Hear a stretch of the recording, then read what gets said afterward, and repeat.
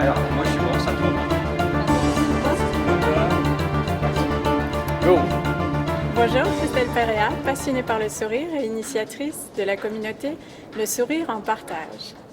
Aujourd'hui, dans le cadre de notre défi 21 jours pour retrouver le sourire dans l'épreuve, j'ai l'honneur et le grand privilège de rencontrer Daniel Bois.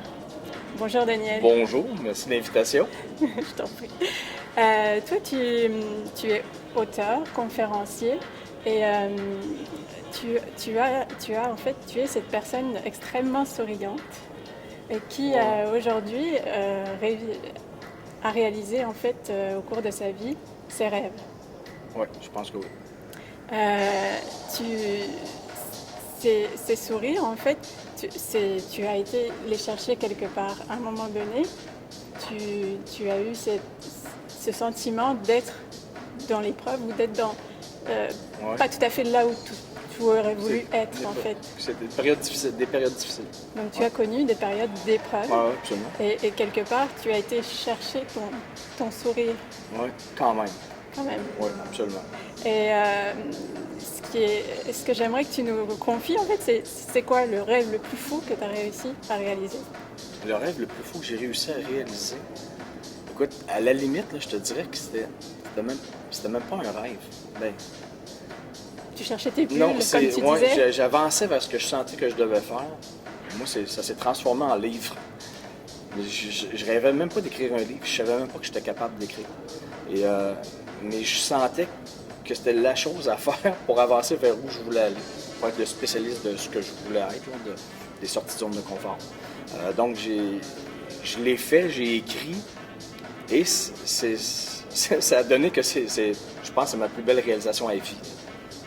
Si j'avais à nommer la plus belle réalisation, je pense que c'est celle-là, c'est mon livre, qui a complètement, je dirais, transformé ma vie sur plein d'aspects. Mais à la base, c'était même pas un rêve.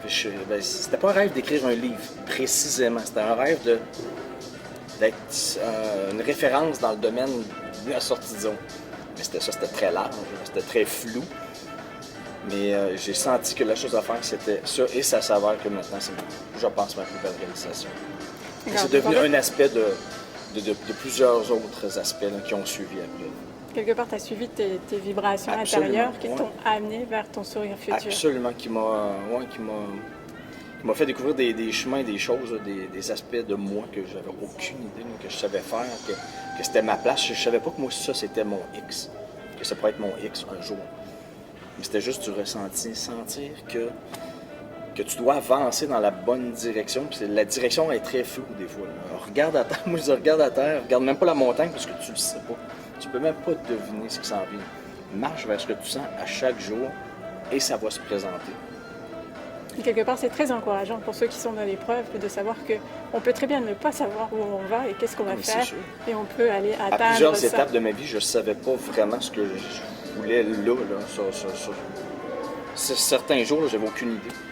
Mais il faut que tu aies la confiance que ça va venir, que ça pousse. Et ça l'a poussé à chaque fois. Ouais. Mais plus tu le fais, plus tu comprends que... Plus tu le fais, plus tu as confiance, parce que tu sais qu'est-ce que ça donne. Donc, tu es moins stressé, tu es moins angoissé quand c'est long, quand ça prend du temps, quand tu pourrais être facilement anxieux, angoissé et stressé. Quand tu l'as déjà fait, tu sais que ça prend du temps. Donc, tu es un peu plus patient. Voilà, et c'est ça aussi que je trouve fascinant, c'est que non seulement tu as réalisé une fois, mais à chaque fois que tu as eu finalement quelque chose qui t'attirait, tu as réussi à le réaliser. Oui, mais c'est parce que c'est pas une fois. Là, la vie, c'est pas une fois. Voilà. C'est pas un rêve puis c'est fini parce qu'il se passe plus rien. Voilà. C'est à tous les jours. C'est à chaque année. Moi, cette année, quelle va être ma prochaine bulle, mon prochain rêve ou ma prochaine direction?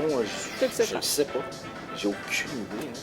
C'est impossible de me demander dans 2 ans je suis où. Aucune idée. Tu cherches pas à le savoir. Écoute, par exemple, moi, la semaine dernière, il y a une fille qui m'a approché, c'est une avocate russe. Elle veut traduire mon livre en russe. Comment veux-tu que moi, je pense à ça? Non, c'est impossible. Donc, ça se peut qu'un jour, je donne une conférence en Russie, en anglais, mais à cause d'elle. C'était pas mon rêve, là. C'était pas... ça s'est présenté. Ouais. C'est ça. Alors, quel conseil numéro 1 tu pourrais donner à une personne qui est dans les difficultés, dans les épreuves, et pour retrouver son sourire? Ben, quelqu'un qui est dans les épreuves, difficultés, là, ça, c'est facile à dire, hein, mais quand tu es dedans, c'est pas cool. Tu veux même pas te le faire dire, ça, mais ça passe, pour de vrai. Si tu crois que ça passe, si tu crois que c'est pas éternel, ça, le nuage noir au-dessus de ta tête, là, ça va passer. Je suis convaincu de ça, là, que la vie, c'est pas non-stop un nuage noir au-dessus de ta tête toute ta vie. Là. Je crois pas à ça. Il y a toujours le soleil au-dessus du nuage noir, je pense.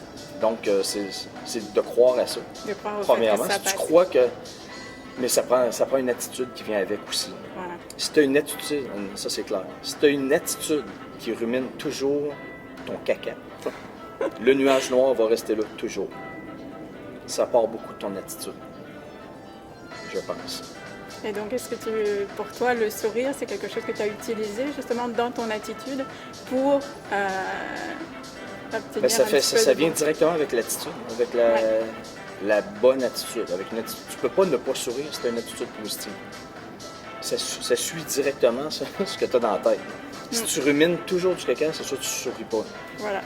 Ça découle direct de ce que tu penses, même si c'est difficile. Écoute, je l'ai vécu il n'y a pas longtemps à petite échelle, là, c'est con, mais j'ai eu un ticket de police pour la ceinture pas attachée. Là, j'aurais pu ruminer ça pendant une semaine, à chaque jour, chaque minute, puis être fâché de ça. Mais là, j'ai compris que ça sert à rien. Je me suis dit, bon, c'est fait. Ça sert à rien de ruminer ça. Rien. À partir de la première seconde, j'y ai pensé. J'ai It's payé mon okay. ticket. Je suis parti avec le sourire, j'ai payé mon ticket. Salut! Qu'est-ce que tu veux faire? Il y a des choses que tu ne contrôles pas, puis il est trop tard, c'est fait, puis c'est la vie. Donc ça part de là. De perdre ou pas perdre ton sourire. Voilà, c'est quelque part aussi la façon dont on perçoit les événements, en fait, être capable de s'en Tout est là, détacher. tout est là. puis- C'est toi qui décides comment tu le perçois. Là. C'est pas la vie qui te l'impose, c'est comment tu le perçois. Là. C'est toi qui décides tout ça. Absolument. Il y en a plusieurs cas là, d'exemples de situations que la même situation pour deux personnes, il y en a une qui sourit, l'autre est frustrée, est outrée. Non, mais c'est dans ta tête. Là. Ça veut dire que c'était la même situation pour les deux. Là. Ça, c'est non-stop. Ça. Tu vois ça chaque jour, des choses comme ça. Donc, c'est dans ta tête. C'est toi qui décides. Voilà. C'est tout, je pense. Facile à dire, mais c'est ça. C'est facile à faire aussi, si tu veux. Alors, belle communauté, je vous invite à lire ce livre Sortie de zone, parce que quand on sort de sa zone, on arrive beaucoup plus facilement à réaliser ses rêves. Et ça, je peux vous dire que ça donne le sourire.